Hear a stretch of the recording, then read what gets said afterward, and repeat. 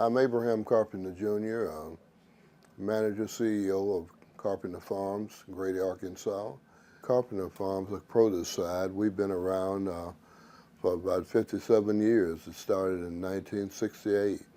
But when the cannabis came along, it was something that was just kind of in line with farming, agriculture, what we were already doing. And we thought that would be a perfect fit. So we dove into it. It was very difficult on the front end to try to get started. Had a whole lot of obstacles to stand in our way, but at the end of the day, it took us, from the time we applied, it took us about over 3 years to get a license, but during that time, I had to go through each court, one in each court. Initially, when we first applied for the license, they took our application, threw it in the trash. And after they did that, we asked them what happened, and they said, well, you had a scrivener's error. You miscalculated one number on your application. So that didn't fly with us. That didn't work. So we got an attorney, and we fought them for over 3 years, on something such as minor as that.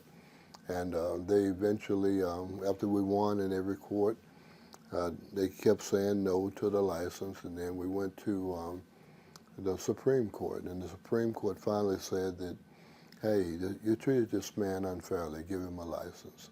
But we finally got a license, and we hit the ground running. We came out the door with the highest THC and the best terpene value on the first crop.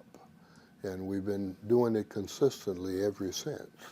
It's nice Yeah. in there. Oh, you can eat off the floor, actually, literally, You can eat off the floor. So, and we spent a lot of money to get it that way. We spent over $30 million in that build out to get it to that point, to get it to that capacity. And, that's much more money than I wanted to spend.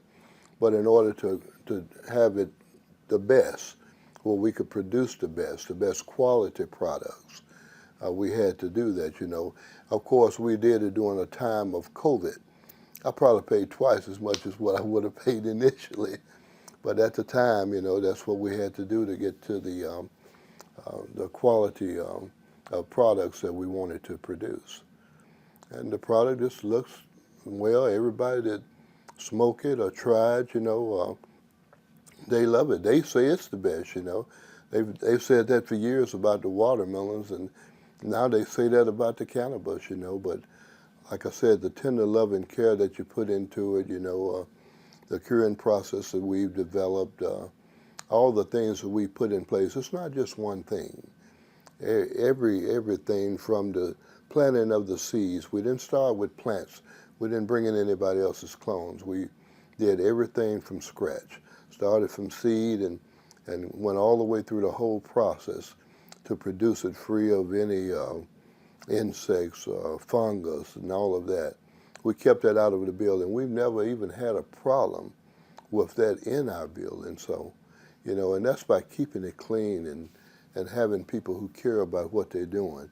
Every time a room is moved, it's cleaned thoroughly, And if you're fortunate enough to see it, you can see the work that we put into it, and everybody's proud of it, Every worker, every family member, they're proud of it. If the plants are not happy, nobody in the building's happy. But the people in the building are happy all the time because we keep the plants happy.